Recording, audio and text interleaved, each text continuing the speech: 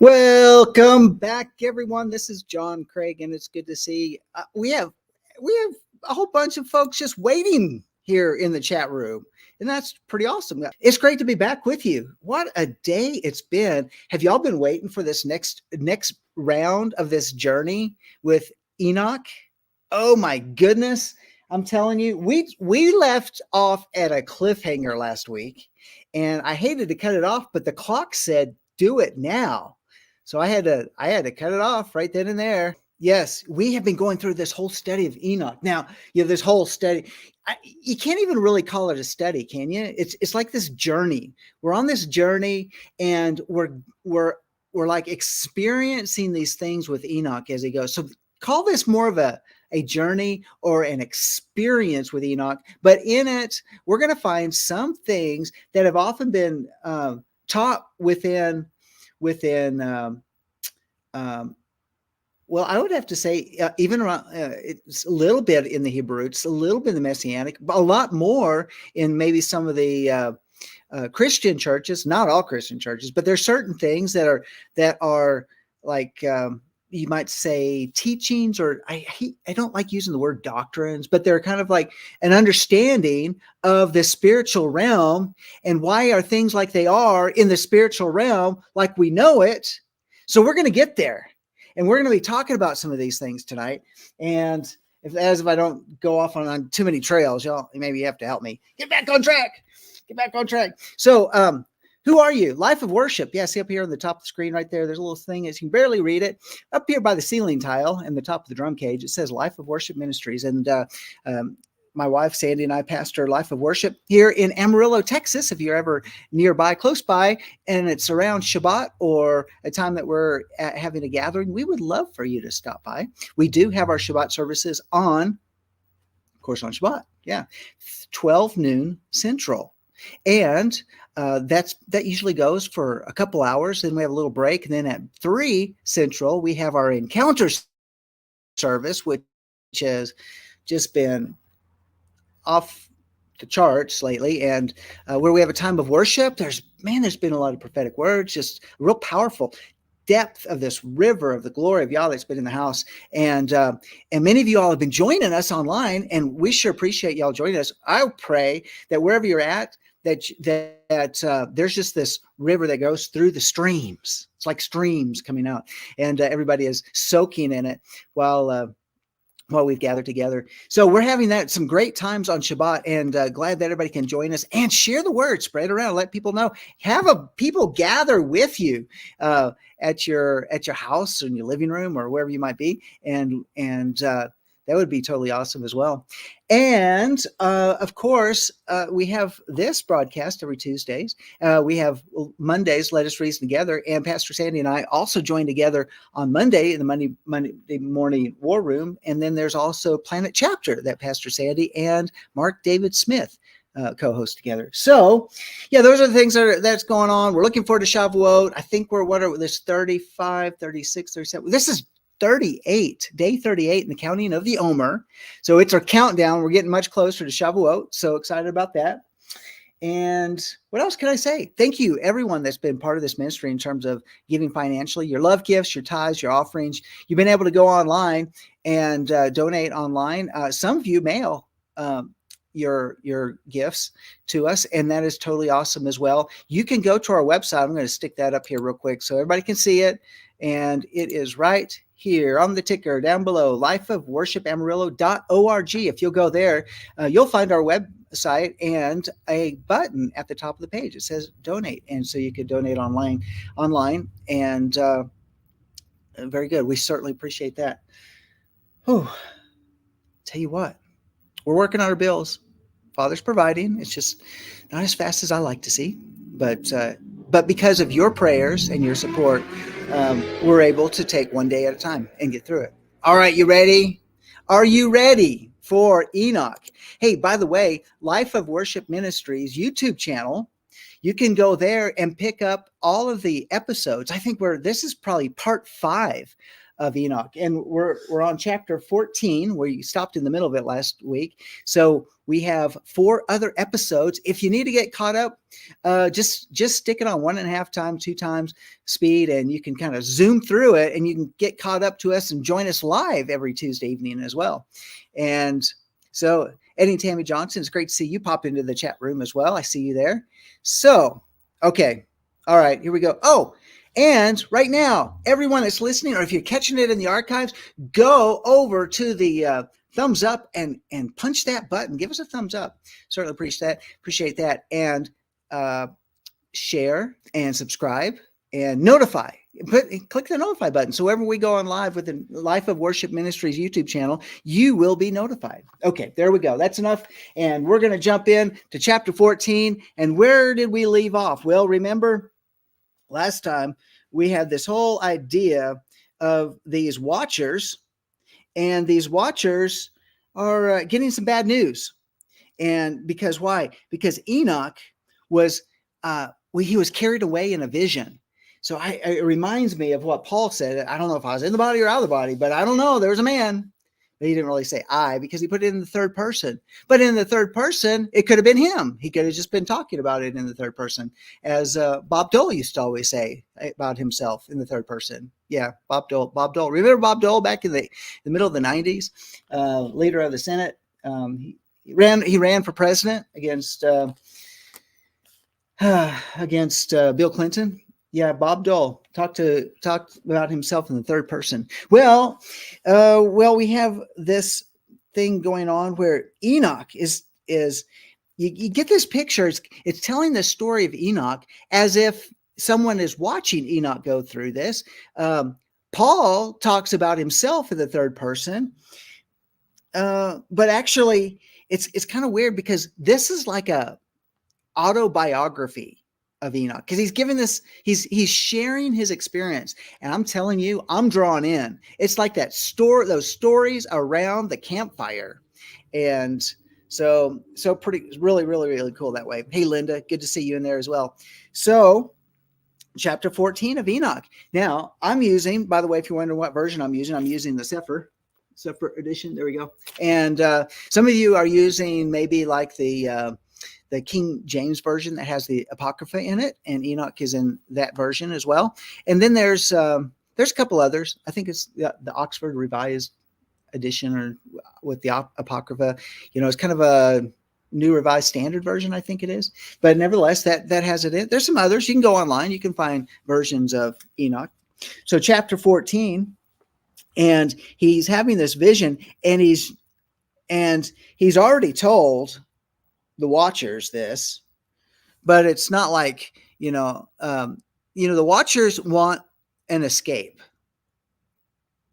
In reality, that's what they want. The watchers want an escape. They want a way out. They want a way to be able to say, you know what? We know we did wrong. Well, I'm telling you, think about this. These are eternal beings that Yah created. And they were supposed to live in the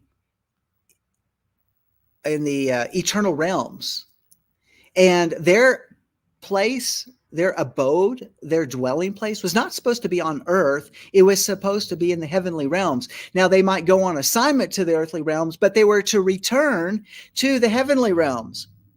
And I think Paul was talking about in that vision about going into third heaven.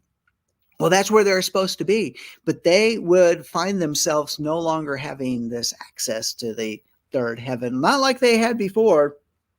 So anyway, we were talking about that, and a little bit some of the judgments that were going to come upon their offspring, because they shouldn't have been mixing with women. And by the way, we're going to find out, what about these women? What did they have something to do with maybe enticing these watchers? We're going to read on. It's a big question. But all right, so we're going to pick it up. Now, we left off right in the middle of verse 12 of chapter 14. And so I'm going to go back up a couple verses, and because remember, Enoch is saying, a vision thus appeared to me. This is verse 8.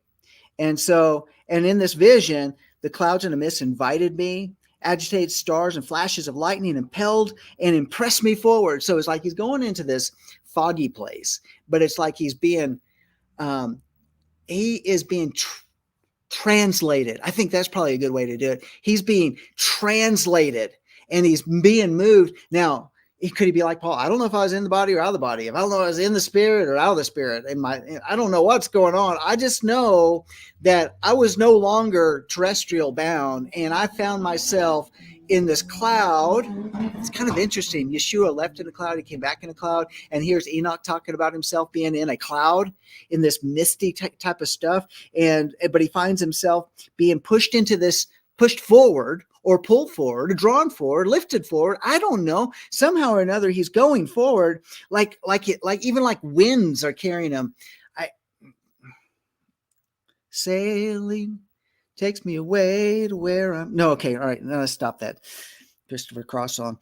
And then so he's these winds are in the vision, assisted my flight, accelerating my progress. Now, verse 10, they elevated me aloft to heaven. I proceeded until I arrived at a wall built with stones of crystal. Remember the stones of crystal? And a tongue of fire surrounded it and began to strike me with terror. Into this vibrating flame I entered, and I drew nigh to a spacious habitation built also with stone crystals. Its walls, too, as well as pavement, were formed with stones of crystal, and crystal likewise was the ground. Its roof had the appearance of agitated stars. Now think about the agitated stars. I'm talking about, they must have been really shimmering.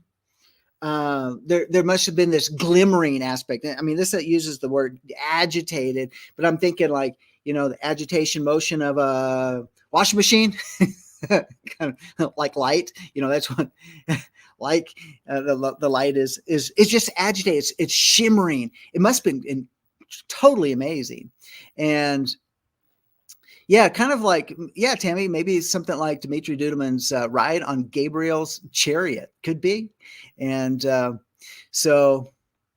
So anyway, so we have this type of thing. I mean, how else do you describe it in a human language in order to convey what you're seeing when nothing on earth is anything like what Enoch is seeing? I mean, so he's having to use this. And then, of course, those who did the translation here are doing their best to try to take that which was in the Hebrew and in the Aramaic and then translate it into English for us, English is just really an inferior language. Maybe we should all be able to speak Hebrew. Wouldn't that be cool?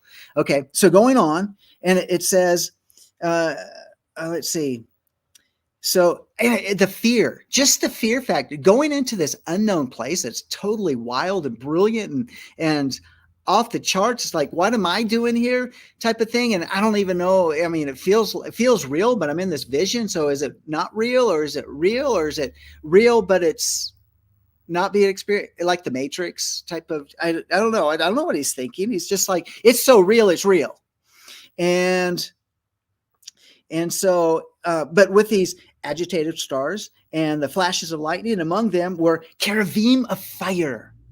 The cherubim, the cherubim, the cherubim of fire, and their heaven was water. I don't have a grid for that. I don't. I just don't. But going on, it says a flame burned around its walls. He uses this whole idea of flame and fire and brilliance and agitated stars as kind of the description of this brilliance. Have we seen that in our regular scriptures before? Have you ever considered maybe what Ezekiel saw when he saw the wheel within the wheel? When John was in Revelation chapter 4, and he was describing all of the brilliance of this rainbow of light that's around the throne. I really, really think those are toned down. Honestly, I think their experiences are completely toned down, because if you start to compare it with this, it's like, I think they're having the same experience. And so, but we have this huge thing that's going on. And so verse 12, talking about even the ground. So it's talking about the pavement and the ground. I have these crystals. So like even the ground is shimmering. mean, just think about walking on a bed of diamonds. You know how diamonds are just so beautiful when you're looking at them under those brilliant lights at the jewelry store, and they bring out that beautiful diamond ring or diamond jewelry, and it's so much more glittery than when you get it home. Like, I don't, not, I don't buy diamonds, but nevertheless, the lighting's different, and it always looks so brilliant like that. But I'm thinking, like, what was the ground? Maybe the ground and the pavement was like this bed of diamonds, and with all the brilliance of the light that's shimmering all around, it just, everything just was just amazing. All right, so going on. Are y'all with me? Are y'all catching the vision? So now going on, here we have, let's see. Now, there's more. But wait, there's more. So we got the cherubim of fire, and their heaven was water. A flame burned with its walls, and its portal blazed with fire. So a flame burned around its walls, and its portal blazed with fire. And when I entered into this dwelling, it was hot as fire and cold as ice. Again, I can't relate to it. How can something be hot as fire and cold as ice at the same time? That's why he's in the third heavens. And yet he's in a vision. Is he in the body or out of the body? Well, I don't know, but he's experienced it as if it's real time. And then it goes on and it says, terror overwhelmed me. No trace of delight or of life was there. No trace of delight or of life was there. Because, I mean, did he feel like he was alone? Or is it because of those who are inhabiting the heavenly places there's not human life there? Okay, right? Tammy says it's called a hot flash. Okay, I don't relate to that, but it's just kidding. All right, so going on. Terror overwhelmed me, and a fearful shaking seized me. And I think, wow, can you imagine being in the holy presence of the dwelling place of the Most High? We wouldn't be making we wouldn't be making comments that would use like horrible language, would we?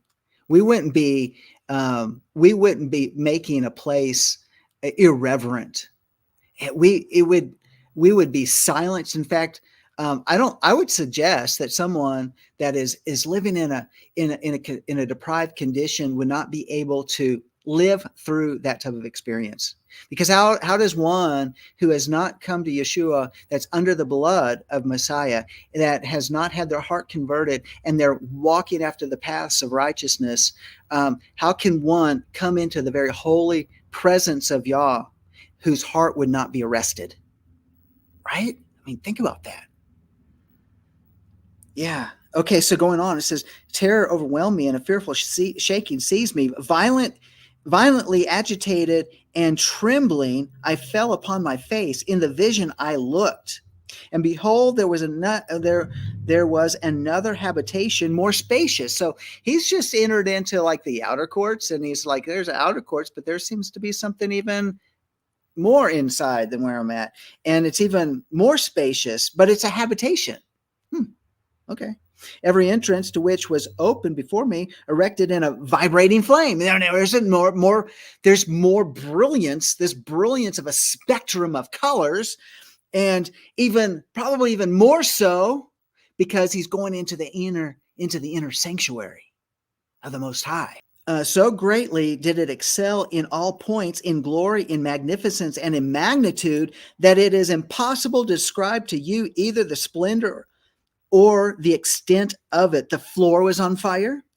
Above were lightnings and agitated stars, while its roof exhibited a blazing fire. Attentively, I surveyed it and saw that it contained an exalted throne.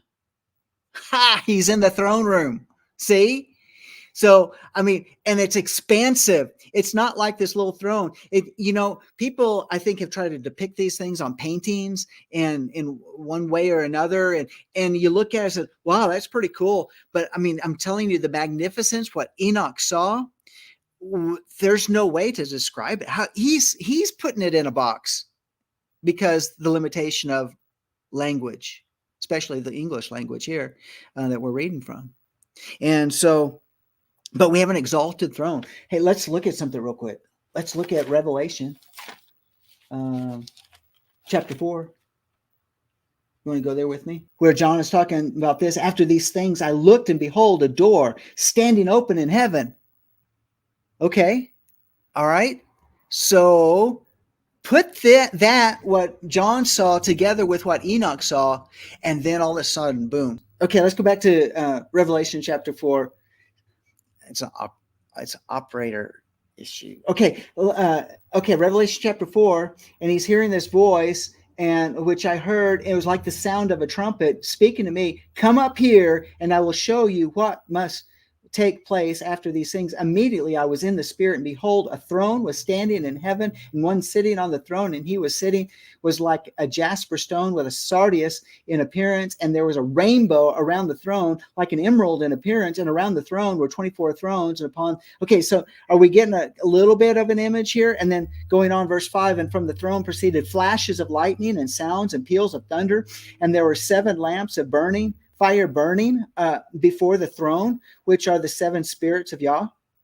And before the throne, there was, as it were, a sea of glass like crystal. And in the center and around the throne, 4 living creatures full of eyes in front and behind. So, I mean, when I've read that in Revelation, I didn't see what Enoch saw. But now, when I read it in Revelation now, I can't forget what Enoch saw. Enoch just had this amazing picture of the heavenly realms. Okay, so I'm amazed. Are you guys amazed? Isn't that just, I mean, it's mind-blowing to me. My mind is being blown. And I've read this several times now and been going over it and reading it in preparation and stuff. Last week, this week, before. Okay, so going on, we got the lightnings and agitated stars, while its roof exhibited a blazing fire. So think about now all of these flames, the fires, the lightnings, and then put sound to it, because John heard the sound. So put sound to all of this amazing swirls and peals of lightning and thunders and spectrums and rainbows and all of that sort of stuff, and put all that together. I think I would be reverberating and shaking in my tennis shoes that I'm wearing right now. Okay, the appearance, and I see you saw it and contained exalted throne. So he's talking about the throne now. The appearance of which was like that of frost, while its circumference resembled the orb of the brilliant sun. And there was a voice of the cherubim. Now, there are 4 living creatures, each of them having 6 wings, full of eyes around and within, and day and night they do not cease to say, holy, holy, holy is Yahweh Elohim of the Almighty. Yahweh Elohim, the Almighty, who was and who is to come. And the living creatures give glory and honor and thanks to him who sits on the throne, to him who lives forever and ever. So, just think, this is the sounds. Okay. And from, of course, that's not the cherubim with the 6 wings, but that's the seraphim. But nevertheless, we're getting a picture here. Verse 19, from underneath this mighty throne, rivers of flaming fire issued. To look upon it was impossible. Think how brilliant, like the sun used to be yellow. Now it's like the bright white. And you know how you can't even look at it. You can't even get a glancing look at that glow. It's so brilliant. And just think about how more brilliant this river might be. To look upon it was impossible. One great in glory sat upon it. Now he's talking about the throne from which underneath this river is. Now, what is that river? Doesn't Revelation talk about this river that comes from the throne? A lot of times I always thought, Ezekiel has a river too. And you think, was it a water river or was it a river of light? This fiery light river. And it's fiery not in terms of like a flame from a campfire type of thing, but a sheer brilliance of a flowing stream of light, like a light stream. I'm trying to put a picture of this. Revelation chapter 22, verse 1. And he showed me a river of the water of life, clear and crystal, coming from the throne of Yah and of the Lamb. And so he showed me a river of the water of life. So is the water of life, I'm not really saying that it's a metaphor, but how do you describe something that's not earthly? So it's flowing like water, but like Enoch seeing, it's a flaming fire, rivers of flaming fire. Okay, to look upon it was impossible. One great in glory sat upon it, whose robe was brighter than the sun and whiter than the snow. No angel was capable of penetrating the view to view the face of him. I mean, think about a brilliance that's so brilliant that that even these holy angels that are around the throne are not even able to get that close because of the sheer brilliance. And these are holy angels that have not defiled themselves. They're in the heavenly realms. There's no way they can be that close to the throne of Yah and be in a defiled state, right? So says no angel was capable of penetrating to view the face of him, the glorious and the effulgent. The glorious, it's capital G. So he's talking about this one that's on the throne is the glorious, like the glorious one, the glorious, and the effulgent. Now, that's not a word that I use in my everyday language, but we understand this is a pretty lofty term, right? And nor could any mortal behold him. So now Enoch's saying, man, I'm having a hard time. And he says, and it goes on, it says, a fire was flaming around him. So not only is he brilliant, but around him is this fire. And what do we see in Revelation chapter 4? It's like a rainbow of this fiery light.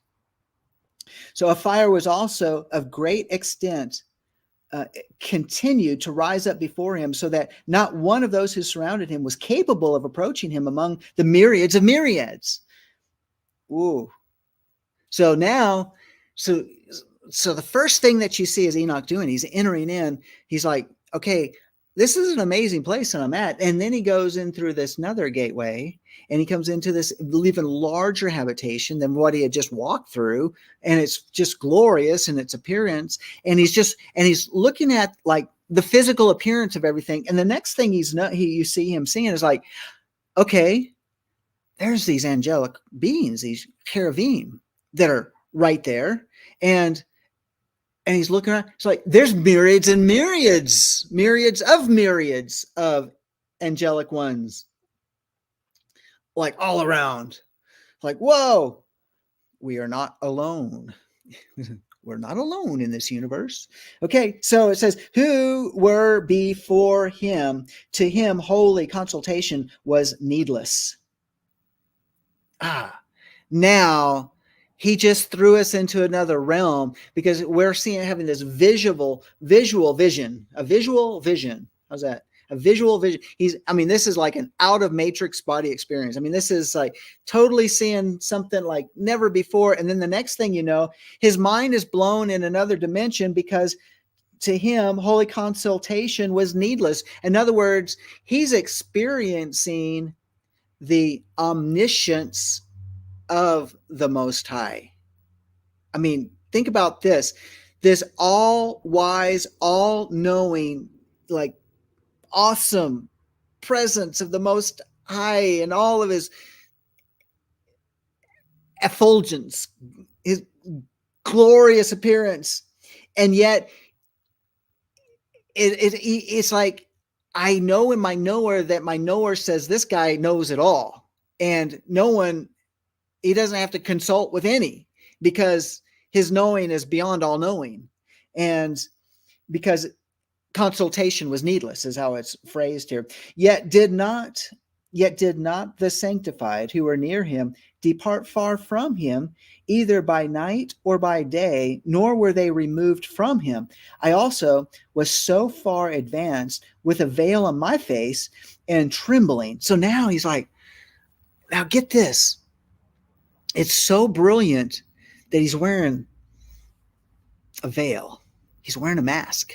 He's wearing a head covering. He's wearing something over his face because the brilliance is so brilliant. He's got some holy of holy sunshades on or something. Right? It's totally wild. Like the solar eclipse glasses. I mean, something's like, okay, how would you be able to even see that with the natural eyes? It has to be only in a vision. But he's saying that even the ones that are right there in the presence of the Most High are not even leaving the Most High's presence day or night. And how does he know that? I mean, does he know it because it's been imparted into him, or has he been there for a long time? And how do you know it's night or day? I mean, we're trying to put it in human terms, but it's like they are continually, eternally before Yahweh's presence. And it says, then Yahweh with his own mouth called me, saying, approach hither, Enoch, approach hither at my holy word. And he raised me up, making me draw near even to the entrance. Wow. Okay, wait a minute. I thought he was already inside. No.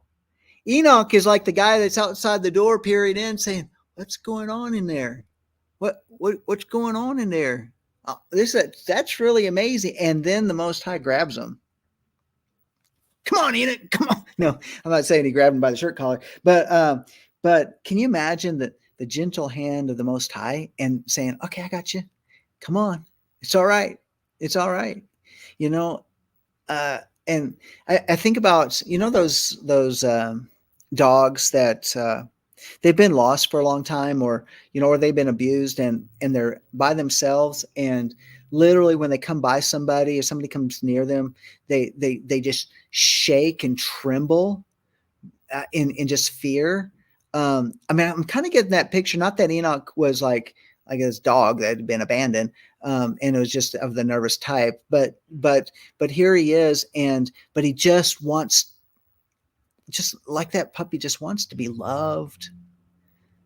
It'll make the trembling stop.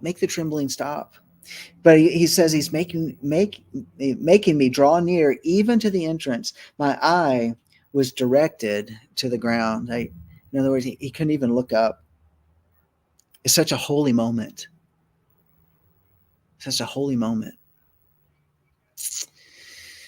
Okay, so now that's chapter 14. Now we're going to chapter 15. And it says, then addressing me, he spoke and said, Shema. Well, there you go. He says, hear, neither be afraid. Shema. Listen up, listen closely. Hear and do, hear and obey. Take these things to heart. I'm going to tell you something. Neither be afraid. Oh, righteous Hanok. Wow.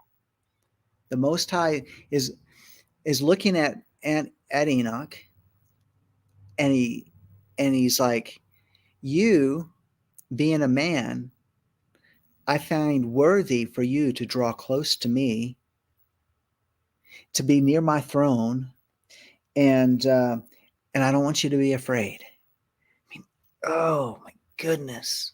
I just think about Jeremiah. It says, thy loving kindness is new every morning. That's something else. You scribe of righteousness, approach hither and Shema my voice. Shema, hear. Shema, Israel. Shema. Go and say to the watchers of heaven who have sent you to pray for them, you ought to pray for men and not men for you. Watchers of heaven who have sent you to pray for them, you ought to pray for men and not men for you. Wherefore have you forsaken the lofty and holy heaven, which endures forever, and have lain with women, have defiled yourselves with the daughters of men, have taken to yourselves women who have acted like the sons of earth, and have begotten giants. Okay, wait a minute. There's a lot to unpack in that verse 2. In other words, he's just saying this. Wait a minute. The watchers want you to... I know the assignment. The watchers wanted you to come and intercede for them, where in fact, those watchers need to be interceding for mankind, and because there's no hope for them, and because of the great destruction, the great calamity, the great perversion, the great pollution that they have done to mankind. And what they have done that's caused great defilement. I mean, how can you mix that which is holy, that's been in the presence of y'all like this, and then come and step onto this planet and say, you know what? I think I'm going to have some of what's in this planet too. I know it's outside the boundary lines, but I'm just going to do it anyway. Right? So, and have acted like the sons of the earth and have begotten giants, you being spiritual, holy, and possessing life, which is eternal, have polluted yourselves with women. Now, remember, this is, Yah is saying this. He's saying, Shema, Enoch, I want you to tell the watchers these very things. This is where they went wrong. This is where you went wrong. You polluted and you left this place. I mean, you are an eternal being and you polluted yourself with these earth women and have begotten in carnal blood, have lusted in the blood of men, and have done as those things as those who are flesh and blood do. Wait a minute. What's he saying? In other words, flesh and blood, there was sin on the earth, and these watchers participated in the sin that was on the earth. Think about that. There was sin, there was these immorality, this impurity among men and women on the earth, and these watchers came down and said, you know what? We want to participate in that. So did the watchers entice the women, or did the women entice the watchers? Was there an enticement? I mean, think about, this is kind of another way to think about this whole experience. And the watchers weren't strong enough to recognize the difference. These, however, die and perish. Talking about flesh and blood. Flesh and blood do what flesh and blood do. That's what y'all saying. Flesh and blood do what flesh and blood do. These, however, die and perish. Talking about flesh and blood. Therefore have I given to them women that they might cohabit with them. I've given to them, therefore I've given to them women that they might cohabit with them, that sons might be born of them, and that they might be transacted upon earth. But you from the beginning were made spiritual, possessing a life which is eternal and not subject to death forever. Wow. Now, think about this. These angels left. Okay, what did Jude say? Jude said it this way. Jude, chapter 1, verse 6, and angels who did not keep their own domain, but abandoned their proper abode, he has kept in eternal bonds under darkness for the judgment of the great day. So they left their abode, and they left the eternal realm in order to go into the natural realm, which has a termination date. And being that they are eternal beings, think about the gravity of the punishment that they would receive. So keep that in mind, because we're going to go a little bit further. Therefore, I made not women for you, because being spiritual, your dwelling is in heaven. Now the giants who have been born of the Ruach and of the flesh. So now think of angels as spirits. Well, wait a minute. What do you mean by spirits? Well, let's look at Psalm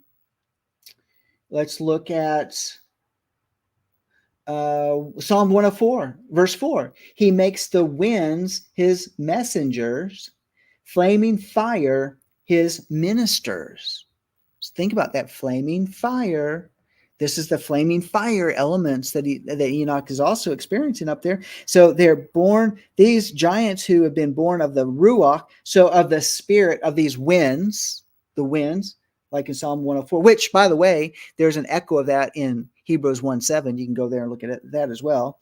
And now the giants who have been born of the Ruach, of the spirit, and of the flesh shall be called upon the earth evil ruachot, or evil spirits. This is where we get into the doctrine of demons and the understanding, the teachings of not the teachings from the demons, but teachings about understanding how they work in the world and where they came from. So because they have flesh and their evil spirits, and on earth shall be their habitation. So now we have this edict that came from heaven saying that the giants are not of heaven, they are of the earth. They are of the earth. And earth is their habitation. So think about this. Let me go back and read this. Now the giants who've been born of the spirit, or of the ruach and of the flesh, shall be called upon earth evil spirits, and on earth shall be their habitation. Evil spirits, or evil ruachot, shall proceed from their flesh, because they were created from above, from the holy watchers was their beginning and primary foundation. Evil spirits, evil ruachot, shall they be upon the earth, and the ruachot of the wicked shall they be called, and the spirits of the wicked shall they be called. So the giants are the wicked, and when they've been separated from their bodies, then they are the spirits of the wicked, or evil spirits. Okay, so the habitation of the ruachot of heaven shall be in heaven. So the spirit of, or the habitation of the spirits of heaven shall be in heaven. So in other words, another name that's being used for the watchers, for the angels, these fiery messengers, they are called spirits of heaven, as opposed to spirits of the wicked, like the evil spirits that are upon the earth. Ruachot of heaven shall be in heaven, but on earth shall be the habitation of terrestrial ruachot, terrestrial spirits, who are born on earth, So now we have this idea that the giants are this interbreeding between heaven and earth. There is no dimension for them. So they are trapped, therefore, in this realm, never to go in the heavenly realm, not to be caught up with the Most High in the air, but they are bound here, and they're evil. And it says the ruachot of the giants, the spirits of the giants, are like Nephilim, which shall, now like Nephilim, because the Nephilim were the giants, right? So they're like Nephilim. So now these spirits of the giants just don't have bodies of giants. And shall oppress, corrupt, fall, content, and bruise upon earth. So now, what's it tell you what the giants were? Well, the giants oppressed, they corrupted, they were fallen, they content and bruise upon earth. And what do the spirits do? The same thing. The spirits do the same thing that the giants did. And you wonder, like, why do we have so much demonic activity going on? It's the spirits of these giants. These are the wicked spirits, the evil spirits that are on the earth. Verse 10, they shall cause lamentation. No food shall they eat. So now when they no longer have a body, because a flood's coming, right? A flood's coming, it's going to wipe them all out. They shall cause, and before the flood, there's a war between the giants. It's going to kill a lot of the giants, but their spirits will remain on the earth. They shall cause lamentation. No food shall they eat. Remember how voracious the appetite was of the giants? I mean, to the point of where there wasn't enough food on the earth, so they started eating men. And then it says, no food shall they eat, and they shall be thirsty. They shall be concealed, and shall rise up against the sons of men and against women, for they come forth during the days of slaughter and destruction. So when are the days of slaughter and destruction? Well, I would have to say that after Noah, we have seen these spirits on the earth, and I really believe that the intensification of it is even at hand. So that's chapter 15. Is that mind-blowing to you? So it's like, wow. And yet these evil spirits will bow their knee to the name of Yeshua, for there's no other name greater than the name that's been given unto Yeshua, the Messiah. Wow. All right. So, chapter 16, we still have time. We're still going. All right. Y'all having fun? This is really interesting. So we have this whole idea. So when we put these concepts together and you say, well, where do you get all those concepts about, when you talk about how the spirits operate and especially in the realm of deliverance, because the demons need a body. Think about when Yeshua cast out the demons called Legion into the pigs. They have to have a body, and they have this appetite that cannot be satisfied because they are not able to be satiated. Their thirst cannot be quenched. And so you can see they will try to operate out of their personality because they have these cravings, and they can only be starved for so long until they just begin to manifest their presence more and more. And how do they do it? They do it through people. Individual. Praise Yah that we've been made more than conquerors through him who loved us. And so think about how it's so important. Like Joe always Joe always says, be armored up. Be armored up. Are we in the twilight zone? YouTube is doing weird things. What's it doing? Oh no. It's probably the subject matter. That's probably what it is. All right, so chapter 16, and to the death of the giants. So now we're looking at chapter 16, and to the death of the giants, wheresoever their ruach depart from their bodies. See now it's going into more details that when their spirits depart from their bodies, let their flesh, that which is perishable, be destroyed before the judgment. So, I mean, they're in other words, the giants aren't going to live forever. And as we read in the book of the giants, there was a hint that there would be a war between the giants and where they would slaughter each other off. But we do know that there were other giants that were in the land, even the fact that there were giants after the flood, but they don't live forever. And then their spirits continue on. Thus shall they perish until the day of the great consummation of the great world.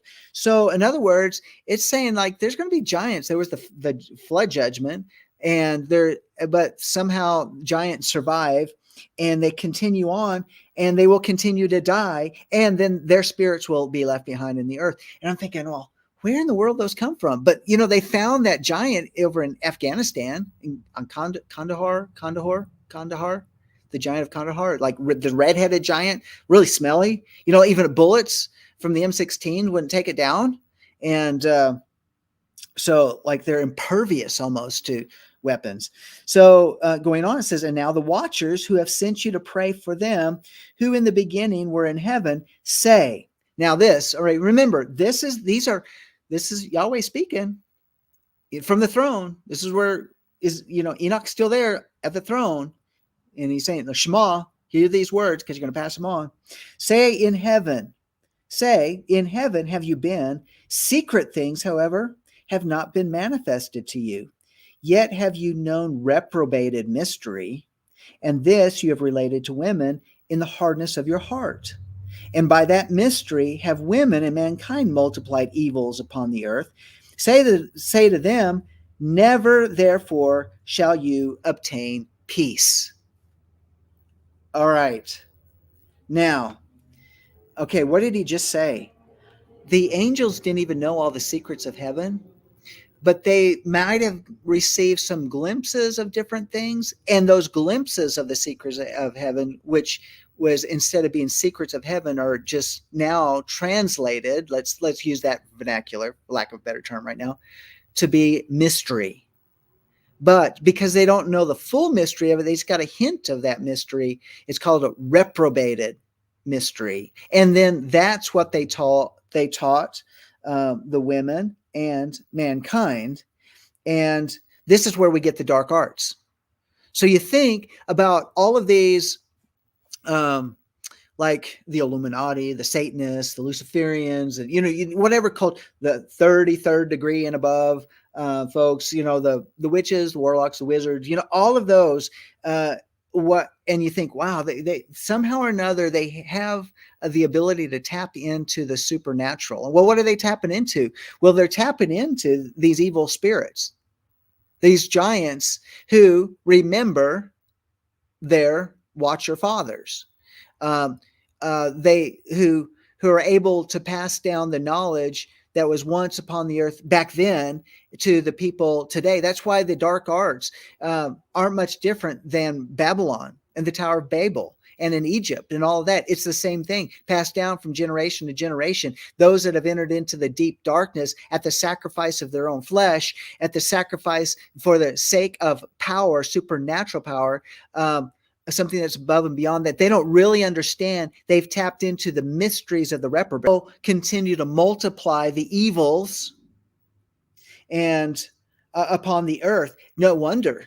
I mean, and I think it was Russ Dizdar was talking about that these that live in the midst of the dark arts say a time of a black awakening is soon coming upon the earth. We're always looking for a spiritual awakening, and they're looking forward to the black awakening, where because they have their soldiers just waiting to come out and be revealed. So, where does it all come from?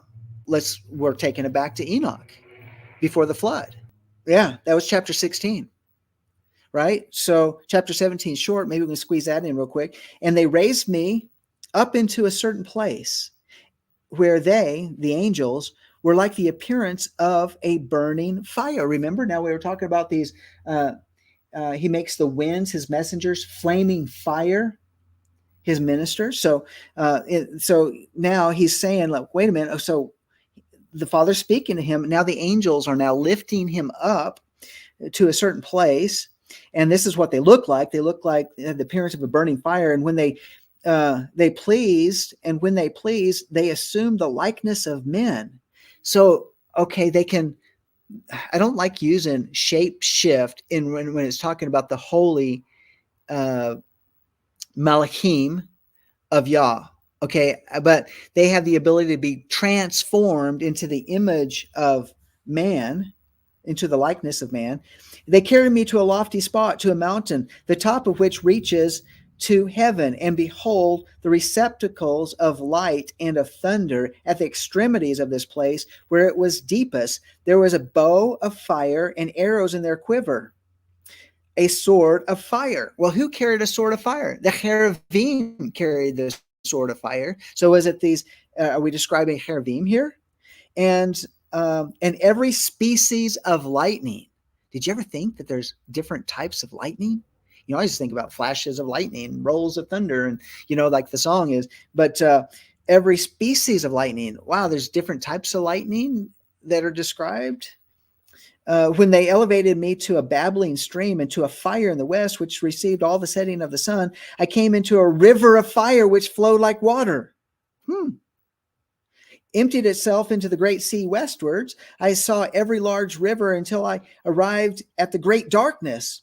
I went to where all the flesh migrate and beheld the mountains of gloom, which constitutes winter, and the place from which issues the water in every abyss. I saw also the mouths of all the rivers in the world and the mouths of the deep. So he is just, this guy he's seeing a lot more than what he could ever possibly see at a particular little location on planet Earth. He's seeing Earth from a whole new, different realm. I think he's seeing Earth from the perspective of the third heaven.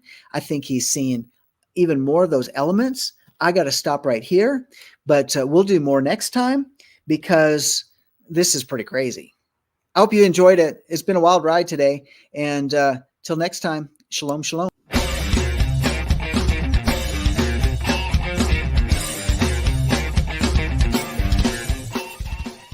If you missed today's show or want to watch it again or want to tell someone where they can watch this episode, go to lambnetwork.tv where you will find this show and all the other live Lamb show archives in the on-demand section of the website.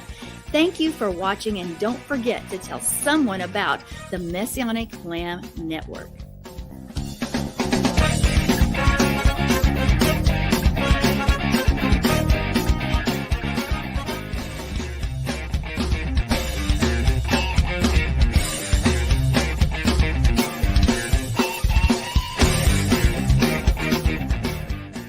We are richly blessed to bring you what we believe is the fullest, most diverse, yet up-to-date progressive teachings, discussions, and prayer programming you can find anywhere on this planet. Be sure to take the tour of the lambnetwork.tv website. I'm Sandi Craig, thanking you for joining us on the Messianic Lamb Video Network.